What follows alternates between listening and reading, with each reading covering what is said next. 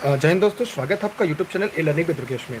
आज हम लोग ई लर्निंग विद दुर्गेश पर यूपी टेट आपकी बार पार में संपूर्ण एनसीईआरटी पैटर्न पर पर्यावरण का ब्रह्मास्त्र पढ़ेंगे, जहां पर आज का टॉपिक का नाम है पारिस्थितिकी तंत्र। और पारिस्थितिकी तंत्र का भाग 3 होगा और ये पर्यावरण का एपिसोड नंबर 5 होगा, जो आपकी परीक्षा के दृष्टिकोण से काफ़ी महत्वपूर्ण है। और यह जो प्रश्नों की सीरीज है, यह केवल आपके यूपी टेट सी नहीं बल्कि आने वाले हर उस भर्ती परीक्षा में जहां पर पर्यावरण के प्रश्न पूछे जाते हैं उन सभी के लिए महत्वपूर्ण है। जैसे यूपी ट्रिपल एससी की बात करें, लेखपाल की बात करें, दरोगा, एसआई या अन्य सभी शैक्षिक परीक्षाओं की भर्ती, super TET, KVS, DSSB, UP TET, अन्य हर भर्ती परीक्षा में इसकी उपयोगिता है। तो जो भी साथी को ये लगता होगा कि पर्यावरण कठिन है तो वो ई लर्निंग विद दुर्गेश पे जुड़े रहे हैं। यहाँ से अगर आपने सीरीज की पूरी तैयार कर ली तो एक भी पर्यावरण से प्रश्न कभी गलत नहीं होगा और साथ ही साथ एक बेहतर सीरीज आपकी तैयार होगी। तो जो साथी ई लर्निंग विद दुर्गेश पे जुड़ चुके हैं वे जल्दी से कॉपी कलम लेकर बैठ जाएं और हाँ, आपके मन में जो प्रश्न हो, जो डाउट हो, वो भी फटाफट पूछ सकते हैं, क्योंकि हम क्लास के साथ साथ आपकी एक बेहतर नोट्स भी बनवा देंगे। और यह प्रत्येक चैप्टर बाय चैप्टर आपकी क्लास चलती रहेगी, जहां पे आप सीरीजों को पढ़ने के साथ साथ एक पर्यावरण की बेहतर नोट्स तैयार कर सकते हैं। चलिए अब हम क्लास की शुरुआत करते हैं और हर एक तथ्यों पर अपना प्रकाश डालते हैं, क्योंकि हमारा और आपका अंतिम और मात्र एक उद्देश्य है कि सिलेक्शन लेना। चलिए तो पहला प्रश्न आपके डिस्प्ले पे दिख रहा होगा। मिनट के लिए रुकिए थोड़ा सा।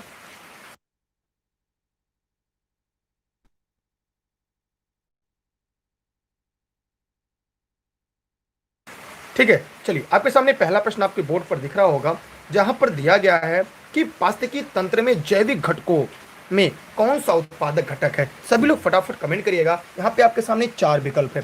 जो लोग इस वीडियो को लाइव देख रहे हैं जरा फटाफट कमेंट करें। यहाँ पे 4 विकल्प दिया गया है। इन 4 विकल्प में से आपको ये बताना है कि इसमें उत्पादक घटक कौन सा है। सभी लोग फटाफट कमेंट करेंगे। जी हाँ, सभी लोग फटाफट कमेंट करेंगे और कमेंट करके दिए गए प्रश्न का जवाब देंगे। जी हाँ, जो भी इस वीडियो को लाइव देख रहे हैं सभी लोग फटाफट कमेंट करें और आपको बताना है कि निम्नलिखित में से कौन सा उत्पादक घटक है। बताइए सभी लोग फटाफट कमेंट करके। चलिए यहाँ पे हम आपको स्पष्ट करते हुए और आगे की तरफ बढ़ते हैं। यहाँ पर जो आपका प्रश्न होगा एकदम सही जवाब आप लोग दे रहे हैं। जी हाँ, जो लोग लर्निंग विद दुर्गेश पे जुड़े हुए हैं आप एकदम सही जवाब दे रहे हैं। गाय देखिए उपभोक्ता होती है, मोर उपभोक्ता होता है, बाघ, लेकिन जो हरे पेड़ पौधे होते हैं, कल हमने इस तथ्य को भी पढ़ाया था, मैंने स्पष्ट भी कर दिया था कि जो हरे पेड़ पौधे होते हैं पारिस्थितिक तंत्र में उन्हें उत्पादक घटक के अंतर्गत रखते हैं। किसके अंतर्गत? उन्हें हम उत्पादक घटक के अंतर्गत रखते हैं। इसलिए इस प्रश्न का उत्तर जो सबसे सही है उसका नाम है डी, राइट आंसर है। अब हम बढ़ रहे हैं अगले प्रश्न की तरफ। ठीक है, हाँ जी हाँ, यहाँ पे आज बारिश बहुत हो रही है, लगातार बारिश हो रही है। यहाँ पर अगला प्रश्न आपके सामने है, निम्नलिखित में से किसी पर्यावरण के मूल संगठनों में सम्मिलित नहीं किया था। फटाफट कमेंट करके बताइए। अब ये देखना है कि सबसे पहले किसका उत्तर आता है, सबसे पहले इस प्रश्न का उत्तर कौन देता है। जो लोग इस वीडियो को लाइव देख रहे हैं जरा फटाफट कमेंट करते रहें और कमेंट करके भी अपने प्रश्न का जवाब देते रहें। सभी लोग फटाफट कमेंट करें। जो लोग निम्नलिखित में से किसी पर्यावरण के मूल संगठनों में सम्मिलित नहीं किया था फटाफट कमेंट करें। जो वीडियो को लाइव देख रहे हैं जल्दी जल्दी कमेंट करें और हो सके तो वीडियो को सभी साथी मित्रों को शेयर कर दे। यह क्लास प्रतिदिन रात 9:30 बजे ई लर्निंग विद दुर्गेश पर लाइव चलती है। ठीक है, यहाँ पे ध्यान दीजिएगा।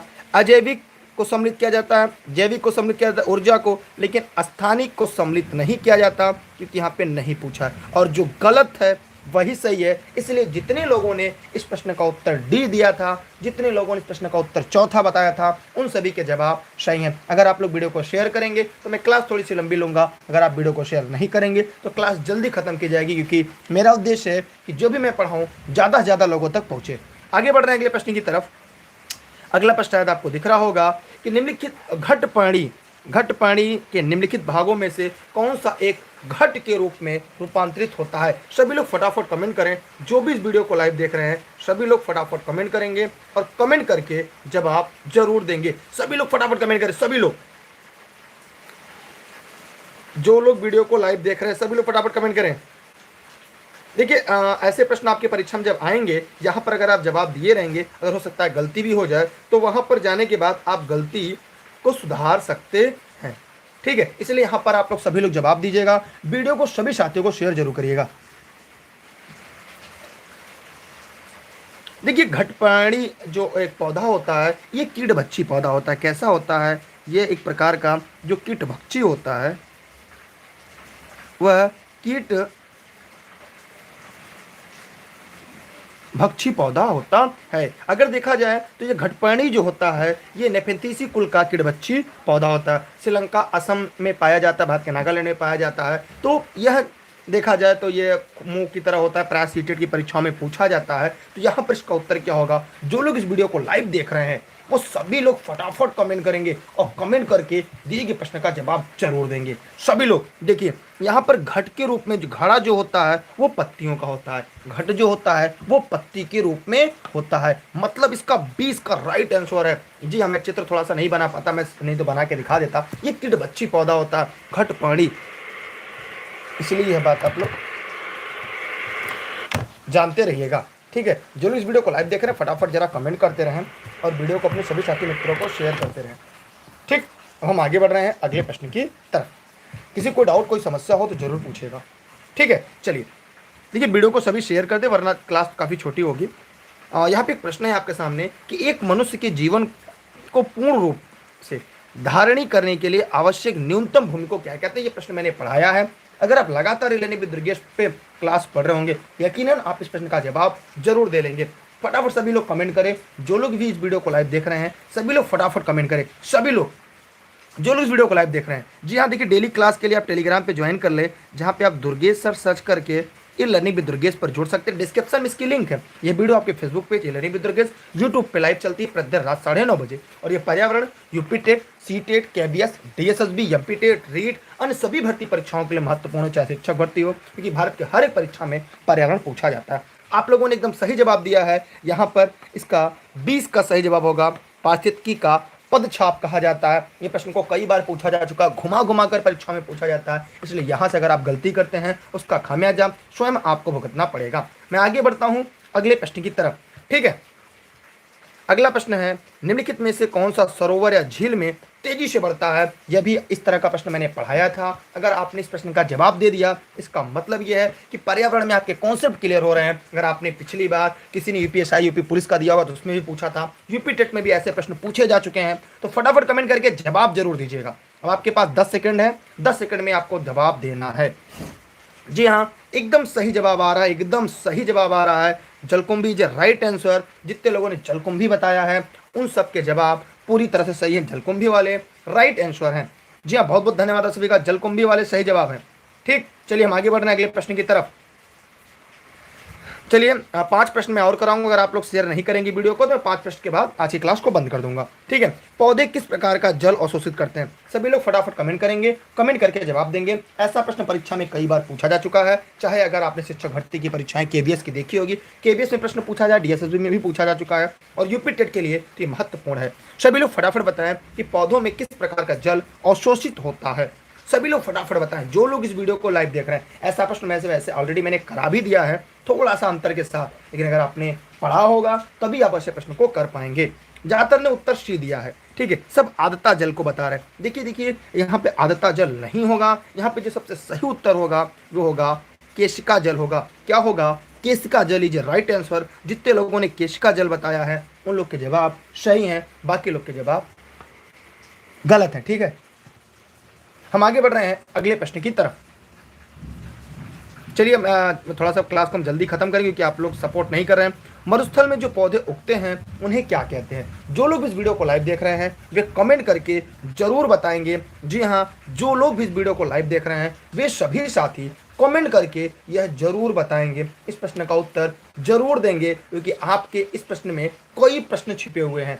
और अगर आप ऐसे प्रश्नों का जवाब दे देते हैं क्योंकि मैं सभी के बारे में बता दूंगा कि सभी क्या क्या हैं, किसको क्या कहा जाता है। ठीक है, सभी के बारे में। जैसे एक है मीजोफाइट, यहाँ पे एक है आपका मीजोफाइट, हाइड्रोफाइट, हेलोफाइट, इन सभी के बारे में हम एक एक लाइन पढ़ेंगे, एक एक लाइन इनके बारे में जानेंगे। चलिए देखिए, हाइड्रोफाइट जो होता है, देखिए इसके बारे में आप लोग लिख लीजिएगा। ये जो होते हैं ये जली पेड़ पौधे होते हैं। कहाँ से होते हैं? ये जली होते हैं। ठीक, कैसे होते हैं? ये जलीय पौधे होते हैं। इसमें भी स्वतंत्र प्लावी होते हैं और स्थिर प्लावी होते हैं। एक तो मृदा में धंस के रहते हैं और एक पानी में स्वतंत्र रूप से तैरते रहते हैं। फिर अगर हम मीजोफाइट की बात करें तो मीजोफाइट के बारे में तो बहुत ज़्यादा आपको नहीं मिलता। हेलोफाइट के बारे में आपको बता दूं, क्योंकि हेलोफाइट प्राय परीक्षाओं में पूछा जाता है। एक होता है जीरोफाइट, एक होता है हेलोफाइट। तो जो लोग कमेंट लाइव देख रहे हैं जरा फटाफट बताएं इनमें क्या होगा, सभी लोग फटाफट बताएं।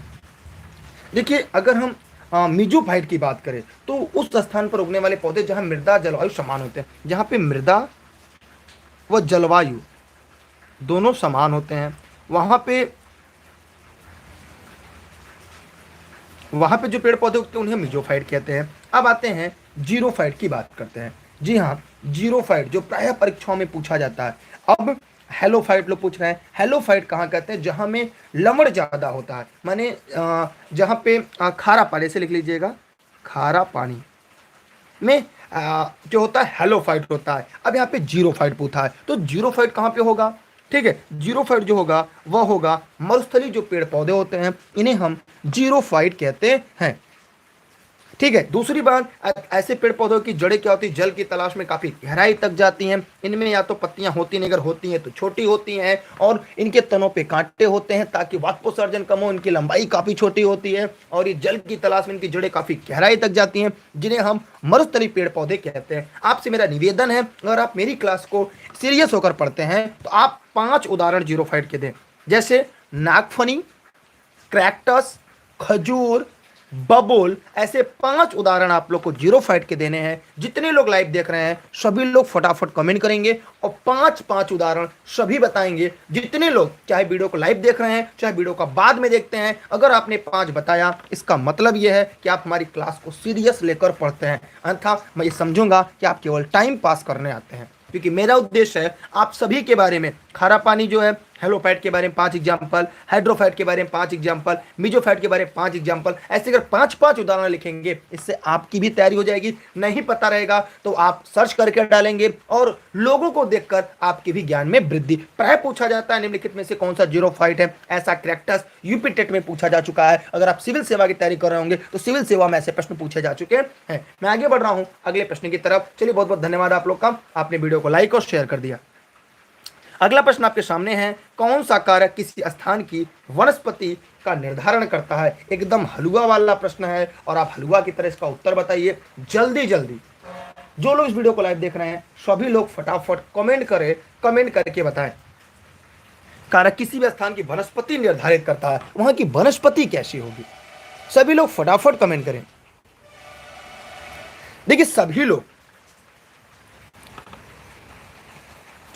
स्वप्नम जी ने बताया नागफनी, कैक्टस, बबूल, खजूर। जी हाँ, देखिए यहाँ पर क्या होगा, ध्यान दीजिएगा, ये प्रकाश जो होता है, मृदा भी और मृदा जल, लेकिन यहाँ पे सबसे उपयुक्त उत्तर होगा जो वर्षा होता है।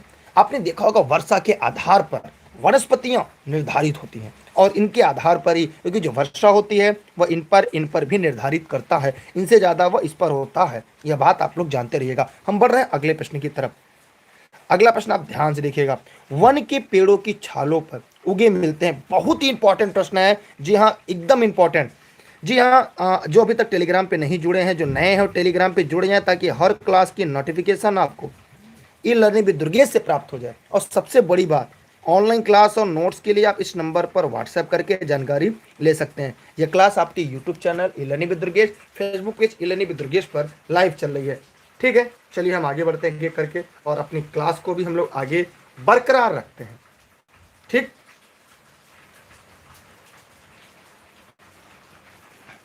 चलिए ध्यान से देखिएगा आप लोग।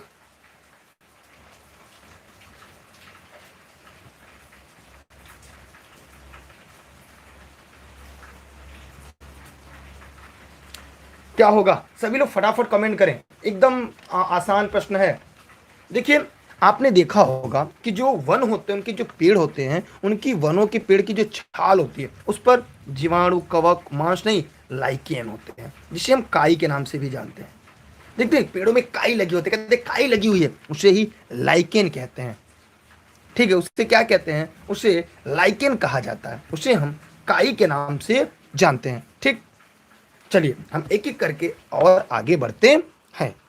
यहाँ से किसी को कोई दिक्कत कोई समस्या हो तो कमेंट करके पूछ सकता है। शुभम जी अगर एक ही विकल्प को कई बार टाइप करेंगे तो आपका गायब हो जाएगा, ऑटो हाइड हो जाएगा। अगला प्रश्न आपके शायद सामने है कि पादप वृद्धि हेतु सबसे उपयुक्त है बालुई मिट्टी, दोमट मिट्टी, चिकनी मिट्टी, बजरी मिट्टी। जरा फटाफट कमेंट करके जवाब दीजिएगा क्या होगा। सभी लोग फटाफट कमेंट करें, थोड़ा तेजी से हम लोग पढ़ेंगे। देखिए बलुई मिट्टी पादपों की वृद्धि के लिए सबसे उपयुक्त नहीं होती। ठीक, यहां पर इसका उत्तर कुछ लोग चिकनी मिट्टी, कुछ लोग बजरी। इसका सबसे सही उत्तर जो होगा वो होगा दोमट मिट्टी। दोमट मिट्टी जो है वो पादपों में वृद्धि हेतु सबसे उपयुक्त माना जाता है। मतलब जितने लोगों ने बी बताया है उन सबके जवाब पूरी तरह से सही है, माने B is a right answer है। हम आगे बढ़ रहे हैं अगले प्रश्न की तरफ। अगला ध्यान दीजिएगा कि अंतरराष्ट्रीय वर्षा सूचना केंद्र, अम्ल वर्षा सूचना केंद्र कहां पर स्थापित किया गया है। सभी लोग फटाफट कमेंट करेंगे और कमेंट करके जवाब जरूर देंगे। जो है देखिए नॉर्वे की राजधानी में, याद रखिएगा नॉर्वे की राजधानी में। और आपको एक बात याद हो जाएगी आज कि नॉर्वे की राजधानी क्या है। सभी लोग फटाफट कमेंट करके बताएंगे और आपका एक कॉन्सेप्ट और क्लियर हो जाएगा कि नॉर्वे की राजधानी क्या है। देखिए Oslo is a right answer. Oslo ये नॉर्वे की राजधानी है। यहीं पर अम्ल वर्षा सूचना केंद्र भी स्थापित किया है। यह भी प्रश्न पूछा जा चुका है। अगर आपने पूरी सीरीज पढ़ ली एक बार तो किसी भर्ती परीक्षा में जब बैठेंगे तो सारा कॉन्सेप्ट आपका अपने आप क्लियर हो जाएगा। हम आगे बढ़ रहे हैं अगले प्रश्न की तरफ। अगला प्रश्न है पारिस्थितिकी तंत्र को संतुलित बनाने रखने हेतु आवश्यक है। सभी लोग फटाफट कमेंट करें। दूसरी बात, यहाँ पे वीडियो एकदम साफ चल रहा है, आप लोग अपना नेट चेक कर लें और जब कोई बफरिंग है तो आप लोग जवाब दीजिए अगर आपका वीडियो साफ चल रहा हो। जो भी साथी टेलीग्राम पे नहीं जुड़े हैं वो दुर्गेश सर सर्च करके या डिस्क्रिप्शन में लिंक है उसके लिंक पे क्लिक करके टेलीग्राम ज्वाइन कर लेंगे, जहाँ पे हर क्लास की जानकारी आपको मिल जाएगी, जहाँ पे आप लेखपाल, केवीएस, DSSB, सुपर टेट आदि भर्ती परीक्षाओं की जानकारी प्राप्त कर सकते हैं। सभी लोग जरा फटाफट कमेंट करें।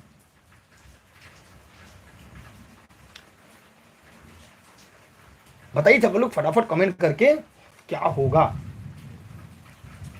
देखिए पास के संतुलित बनाने के लिए क्या होगा, एकदम दिमाग लगा के सोचिए।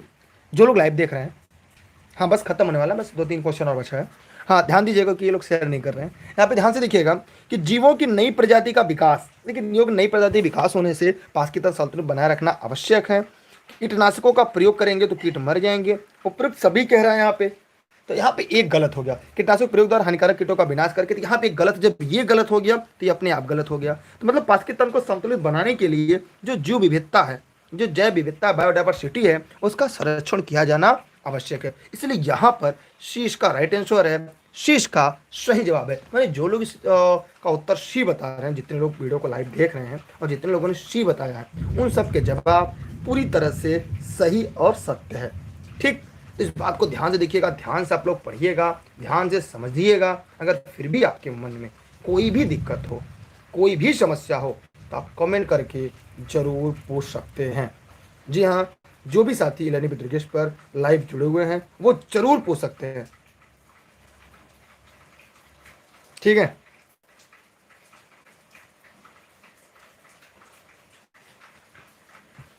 चलिए मैं आगे बढ़ रहा हूं अगले प्रश्न की तरफ।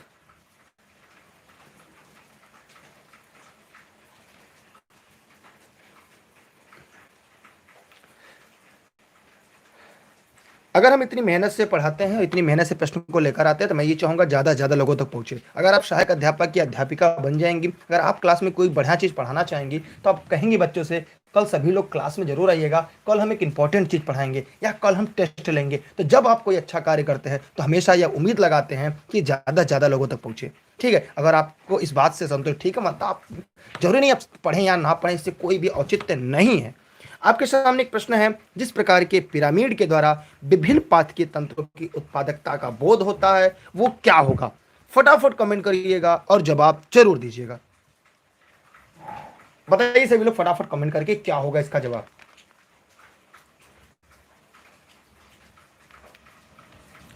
किस प्रकार के पिरामिड द्वारा विभिन्न पारिस्थितिकी तंत्र की उत्पादकता का बोध होता है। ध्यान दीजिएगा, मैंने कल एक प्रश्न पूछा था कि पिरामिड कितने प्रकार का होता है। तो पिरामिड 3 प्रकार का होता है। संख्या का पिरामिड, बायोमास का पिरामिड, इसे ज्वाभार का पिरामिड कहते हैं, और ऊर्जा का पिरामिड। तो पिरामिड जो होता है वो 3 प्रकार का होता है। एक प्रश्न का उत्तर आपको तो मिल गया। ठीक, अब अगला प्रश्न क्या है, कह रहा है कि यहाँ पर किस प्रकार द्वारा विभिन्न पारिस्थितिक तंत्र को उत्पादकता का बोध होगा। तो उत्पादकता के लिए क्या होगा, जल्दी से कमेंट करके जवाब दीजिएगा। देखिए यहां पर अगर उत्पादकता की बात की जाए तो इसका उत्तर केवल सी होगा, ऊर्जा का पिरामिड। ऐसे प्रश्न आपकी परीक्षा में आएंगे तो हो सकता है वहां पे गलती हो जाए, इसलिए आप प्रयास करिएगा ऐसे प्रश्न, इसलिए ऐसा जो प्रश्न है एक बार यहां गलत हो जाएगा तो शायद उम्मीद करते हैं आगे गलत ना होने पाए। क्लियर? तो यहां पे इसका उत्तर क्या होगा, सी होगा, ऊर्जा का पिरामिड। बाकी जब आप क्लास में पढ़ेंगे तो हम तीनों पिरामिड के बारे में बताएंगे, इनकी पहचान कैसे है, कब उल्टा बनता है, कब सीधा बनता है। कभी कभी एक ही पिरामिड यहाँ पर सीधा है तो यहाँ पर उल्टा है, और यहाँ पे एकदम बराबर है, एक ही चीज का पिरामिड। तो जब हम लोग पेट क्लास में पढ़ेंगे तो यहाँ पर इन सभी चीजों को ध्यान देंगे कि कब ऊर्जा का पूछता है, कब संख्या का पूछता है, कब बायोमास का पूछता है। और हम लोग प्रायः गलती कर जाते हैं क्योंकि हम लोग रट कर जाते हैं कि तालाब का उल्टा बनता है, वन का उल्टा कहीं सीधा बनता है। तो वहां पर आपका कॉन्सेप्ट और बेहतर क्लियर होगा। ठीक है, चलिए अगला प्रश्न आपके सामने है, निम्नलिखित जलवायु कारकों में से कौन पार्थिव पारिस्थितिकी तंत्र पर सबसे कम प्रभाव डालता है। ऐसा प्रश्न कल हमने पढ़ा दिया था जिसका उत्तर था पवन। दोबारा टाइप हो गया है। ठीक है, तो यहां पर क्या होगा, पवन यहां पर होगा क्योंकि कल मैंने ये प्रश्न आपको पढ़ाया था, क्योंकि कम प्रभाव जो है वो पवन डालता है। ठीक है, मैं आगे बढ़ रहा हूं अगले प्रश्न की तरफ। अगला प्रश्न है कि भूतल पर दीर्घकालीन निर्वाहित जीवन किसकी विशेषता है। सभी लोग फटाफट कमेंट करेंगे और कमेंट करके जवाब जरूर देंगे।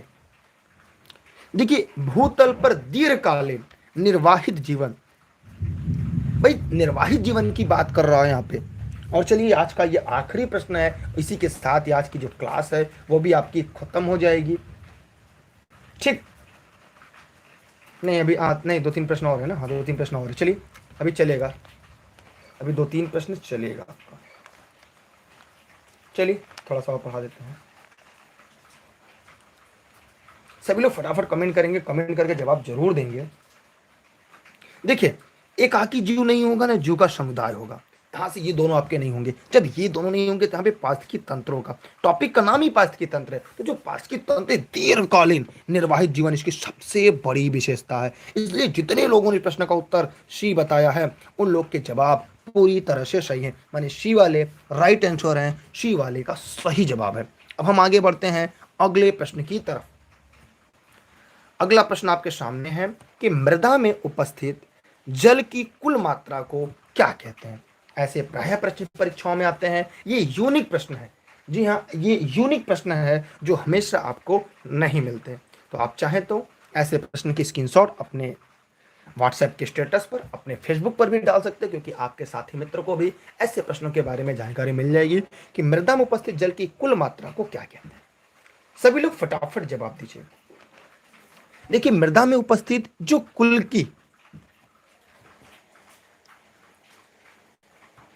इसे होलार्ड कहते हैं। क्या कहते हैं, होलार्ड कहते हैं। तो होलार्ड जो कहते हैं, यह बात आप लोग जानते हैं। कितने लोग ऐसे हैं जो ये प्रश्न पहली बार सुन रहे हैं, कितने लोग ऐसे हैं जो ये प्रश्न पहली बार सुन रहे हैं, बताइए।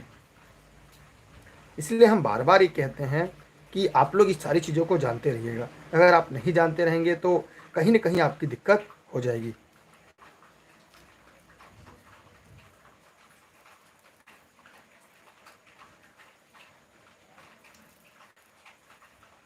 चलिए कोई बात नहीं, अगर आप लोग दिलचस्पी नहीं लेंगे तो हम यहाँ पर आपका समय भी नहीं लेंगे हम।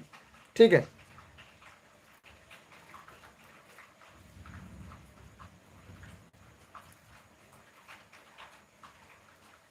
चलिए आगे बढ़ते हैं हम तब। चलिए आज का आखिरी प्रश्न था, यहाँ पे आपकी प्रश्न की सीरीज खत्म हो जाती है। ठीक है, चलिए बहुत बहुत धन्यवाद आपका। देखिए ये वाटर जो खेतों में होता है, जो हमारे ज़मीन में होता है, उसी को कहा जाता है। और कल फिर मिलते हैं 9:30 बजे इन लर्निंग विद दुर्गेश पर। पर्यावरण की अगली सीरीज के साथ हो सकता है कल से केवीएस, लेखपाल और सुपर टेट की मैराथन सीरीज शुरू हो जाएगी। तो हमारी दो चैनल है, स्टडी विद दुर्गेश सर, एक है YouTube channel E learning with Durgesh. दोनों चैनलों को सब्सक्राइब करके रखिएगा, बेल आइकन, हो सकता है आपकी वीडियो को नोटिफिकेशन मिल जाए। लेकिन सबसे सरल तरीका है, आप लोग टेलीग्राम पे दुर्गेश सर सर्च करके ई लर्निंग विद दुर्गेश पर जुड़े रहिएगा। ऑनलाइन क्लास और नोट्स के लिए 63063447। ठीक है, ये वीडियो हमारे YouTube channel E learning with Durgesh और Facebook page E learning with Durgesh पर लाइव चल रही थी। बाकी आप लोग संख्या बेहतर करी ताकि हम लोग आए तो काफ़ी लंबी क्लास लें, ताकि हमें भी एनर्जेटिक महसूस हो और हमें ये लगे आप भी हमारी क्लास में ज़्यादा इंटरेस्टेड है। तो बहुत बहुत धन्यवाद आपको, बाय बाय, चलते हैं ई लर्निंग विद दुर्गेश में। आप लोग इतना अपना समय दें उसके लिए बहुत बहुत धन्यवाद। भगवान करे जल्दी से आप लोग सेलेक्ट हो जाए। पर्यावरण की बेहतर सीरीज श्रृंखला चल रही है, इससे सारे कॉन्सेप्ट क्लियर हो जाएंगे। कहीं से भी एक भी पर्यावरण का प्रश्न आपका गलत नहीं होगा। पर्यावरण जो प्योर पर्यावरण है, क्योंकि हम लोग प्योर पर्यावरण ही पढ़ रहे हैं। बहुत बहुत धन्यवाद आपका। बाकी सभी क्लास की जो लिंक है वो टेलीग्राम पर मिलेगी, तो टेलीग्राम पे जुड़े रहिएगा। चलते हैं, बाय बाय।